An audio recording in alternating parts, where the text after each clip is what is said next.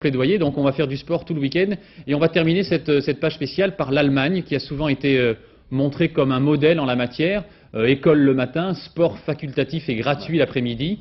Tout serait parfait si certains enfants ne trouvaient pas les journées précisément un peu trop chargées. À Berlin, c'est un reportage de notre correspondant Bruno Albin. Merci Jean-Claude Perrin. Au stade olympique de Berlin, la flamme brûle pour les meilleurs sportifs des écoles allemandes. Quelques faux départs, c'est l'émotion sans doute. Chaque mois de septembre, la grande finale par équipe rassemble ici près de 3000 élèves et leurs profs de gym. La crème des 300 000 athlètes qui pratiquent dans les associations sportives des collèges fédéraux. Le système fonctionne, mais aujourd'hui, difficile de convaincre les jeunes de chausser des baskets. Le sport n'est plus et de loin l'occupation numéro 1 du temps libre. Je crois pourtant que beaucoup d'enfants aimeraient faire du sport, mais pas nécessairement dans une structure comme un club.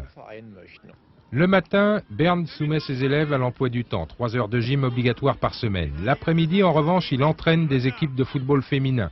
Ses élèves ne paient pas un sou et sont toutes volontaires, mais certaines, pourtant assidues, trouvent le rythme un peu stressant. J'ai l'école, les devoirs à faire quand je rentre, ensuite l'entraînement 3 fois par semaine, tout ça c'est un peu beaucoup. À la mi-temps, à l'heure des comptes, l'équipe mène 2-0, plutôt encourageant. Mais Bernd se dit qu'il faudra bientôt trouver de nouvelles motivations pour attirer les élèves sur son terrain. Je pense que tout dépend de notre capacité à rester à l'écoute des tendances actuelles. Il faut tenir compte de tout ce qui a trait à la mode, à l'habillement, à tous les accessoires. Pour les jeunes, cela joue un rôle extrêmement important. Peut-être, mais la clé du succès du sport scolaire reste ici la journée continue qui libère les élèves l'après-midi, sans parler des résultats obtenus dans l'ancienne Allemagne de l'Est. Ce sont les meilleurs. C'est parce qu'on ne donnait plus d'importance au sport ?